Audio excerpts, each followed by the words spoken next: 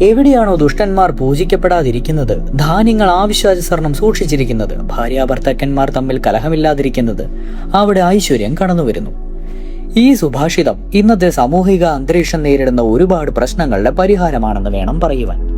കേവലം 4 വരിയിൽ ഒതുക്കുന്ന വളരെ ലളിതമായ ശ്ലോകം. ആദ്യത്തെ വരിയുടെ അർത്ഥമാണിത്: ഏതൊരു ദേശത്താണോ ദുഷ്ടന്മാരെ ആദരിക്കാതിരിക്കുന്നത്. ഇന്ന് നമ്മുടെ ദേശത്തിന്റെ വളർച്ചയെ സ്വാധീനിക്കുന്ന സുപ്രധാന ഘടകം രാഷ്ട്രീയമാണ്. ദേശം ഭരിക്കുന്ന വ്യക്തികളുടെ ധാർമ്മികത ഇതിലെ ഏറ്റവും മുഖ്യമായ ഘടകമാണ്. അനീതിക്കെതിരെ ശക്തമായി പോരാടുകയും സജ്ജനങ്ങൾക്ക് വേണ്ടത്ര അംഗീകാരം നൽകുവാനും ദേശത്തിന്റെ ഭാവി മുൻനിർത്തി നിവർത്തിക്കുവാനുമുള്ള മനഃശക്തി നേതാക്കൾക്ക് അത്യന്താപേക്ഷിതമാണ്.